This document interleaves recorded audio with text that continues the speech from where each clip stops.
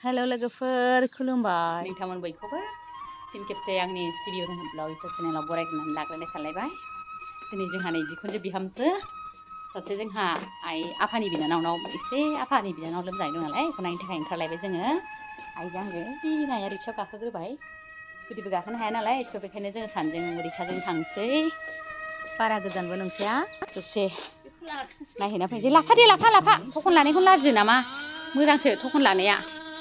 लोगोफोर नायनो आइया गावबो देहायानो मोजां नंखाला आरोना बारा मोजां नंखाला अब्लाबो माने बिबोनांखौ गाहा नायनो थाखाय फुंनिफ्रायनो बुंगासिनो मैयानिफ्रायनो बुंगासिनो दं थांनो होननानै दा थांखानोसै जोङो सानैजों रिक्साजों होलांसैलाय। मोजाङै हमथा मोजाङै मोजाङै हमथाखा नै नङाबा जारला जागोनबो।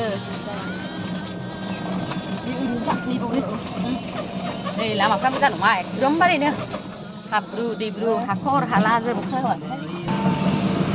आरो मानसिनि जिउआवलाय बिदिनो आइ जेखौ जों नायगोन आइयाथ' बारा बैसोबो जाखायाखैमोन।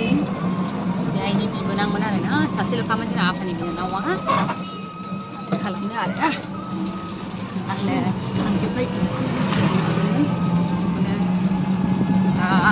प्रेसार जाबाय नालाय प्रेसार जानायखौथ' आरो बैसोआ रावखौबो सिनाया प्रेसारा बैसो थैसोखौ खालामनो आरो आइया बेनो आरोना एसे राखांबाय एसे अनेनै बिदि जिरायनानै थानो हासिननाय जाबाय आरो दा दुखु माथो खालामनो आरोना होमबाबो अनेक माबासिन जाबाय।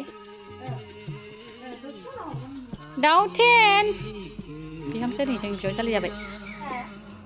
आयं दे मोसालाय आयं देलाय।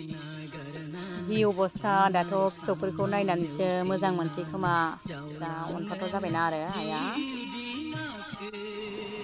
जों दा थांफिननो ओंखारबाय थ' दिनैनि भिडिअखौ आङो मोजाङै लाबोनो बिराद दुखु मोननानै लाबोनाय जायासै बेखिनिखौनो दिन्थिबाय आङो।